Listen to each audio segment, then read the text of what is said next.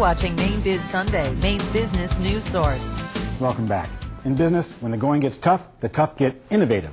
We've already established that ground fishing in Maine is facing tough times. So creative approaches have to be used to keep the boats going out while also establishing new ways to address sustainability issues.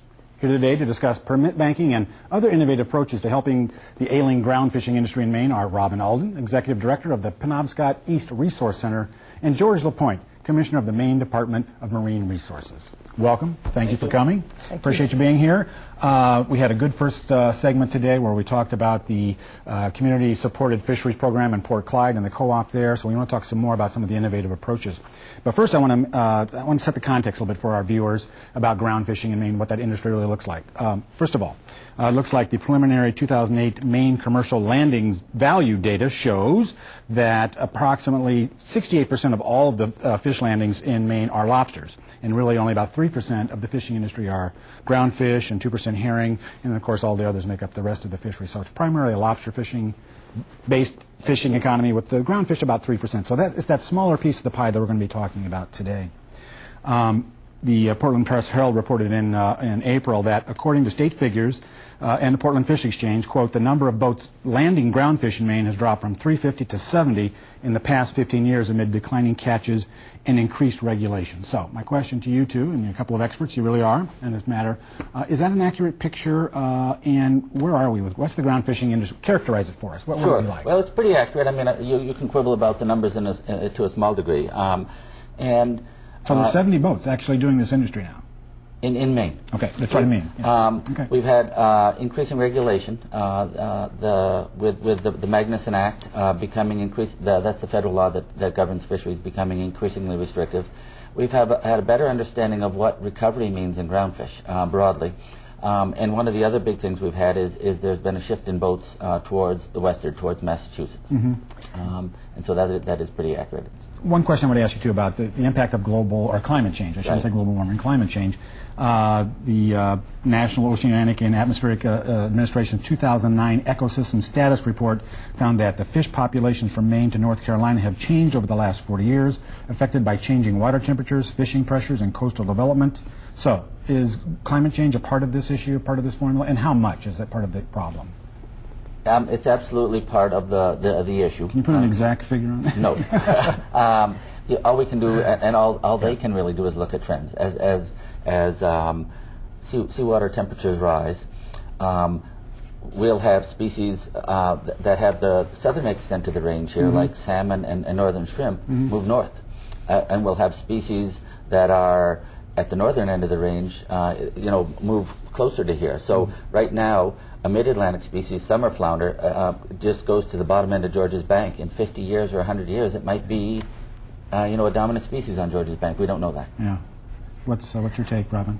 We don't know. Yeah. We do know that things are changing, and the ocean's too complex at this point to be able to really understand what's going to happen. We are, ironically, going to have more fresh, cold water coming into the Gulf of Maine from the melting of the polar ice caps. So, but that's going to change the salinity, and who knows. What I will say, though, is that there are still things to do to help the fish and to bring the fish back, and so that's really what we're focusing on, because it's what we do know. Right. The other climate change things that people should know about that is relatively new is ocean acidification. With all the carbon put into the air, the ocean's getting more acidic. And so when we talked about acid rain in the past, it was a freshwater issue.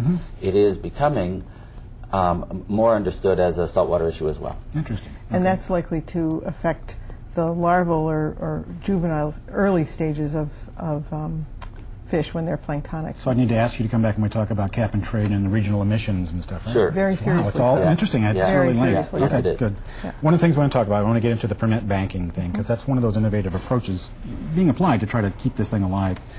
In July, the Nature Conservancy, Island Institute, and the Penobscot Resource Center announced a plan to work with fishermen on a novel plan to purchase fishing permits and then make those permits available. Robin, your quote is saying, right now, Eastern Maine fishermen have no access to ground fish. We lost that when we lost the fish over 15 years ago. And your organization, Penobscot East, sees permit banking as the only way to restore the right to fish when these stocks recover. So talk to me more about that. What is this program, and explain it to us. How does it work? So we are buying federal permits from willing sellers, fishermen who own federal permits. We're doing this in partnership with the Nature Conservancy, as Island Institute is as well. Okay. And the mission of our organization is to secure a future for Eastern Maine fishing communities. We were faced with the situation that if the fish were jumping out of the water, if the fish in the eastern half of the Gulf of Maine rebounded, we wouldn't be able to catch them. And it's threatened, and those communities are threatened, not just because they can't catch ground. And you couldn't catch them because you were losing the permits. Because you didn't have the permits. Okay. So right now in Eastern Maine, that is from Penobscot Bay to Canada, there are only 20 permits left, one of which we now own. There are no active fishermen in that area, groundfish fishermen. There are 3,000 people who have lobster permits, so you can see there are a lot of people who make their living with fishing, but not ground fishing. Right. So they've lost the resilience and the diversity in their business profile. Okay. And so we are starting to buy them. When you buy a permit, you get two things. One is you get the right to go fishing, and you also get a certain amount of quota. Okay. And so in places where there are people who have permits, you can buy an extra permit and use the quota on that permit to share among the other people who are fishing. How much are they? I just want to be curious about what a permit costs. A Give us a sense of a permit with virtually no quota goes for around $30,000, something like that. They can be over $1 million depending on how much quota they have. We figured that to buy just 20% of the Gulf of Maine quota, which, let's say if we were looking at the state of Maine as a whole, we'd be looking at between $25 and $75 million. Quickly tell us, I know that the state is also looking at kind of a larger kind of approach to permit banking. Can you talk about that, Commissioner? Sure. We have, coming federally, $1 million for permit banking, and it's designed, or it's aimed at our small ports. That doesn't just mean Eastern Maine, but it means the small ports along the coast. We're just in the early stages of talking with the federal agencies, the National Marine Fisheries Service, and our goal is to acquire permits with value. As Robin rightly said, you need a permit, but you need a permit with history. They're both very important currencies. Good. I'm going to leave it there for now, but I do want you, if you can stick around for a few more minutes, we can have a little more conversation that we'll do in our afterthought segment that will be shown on the web. I want to ask you some more about the permits, ask you about herring catches as well, and how that may affect the lobstering industry, so stick around if you can. Thank you. Appreciate it. To learn more about permit banking program established by the Maine Nature Conservancy, the Island Institute, and the Penobscot East Resource Center, go to nature.org and click on the Maine links. Stay with us. We'll be right back. Maine This Sunday is made possible in part by funding provided by the Finance Authority of Maine and the Maine Department of Economic and Community Development.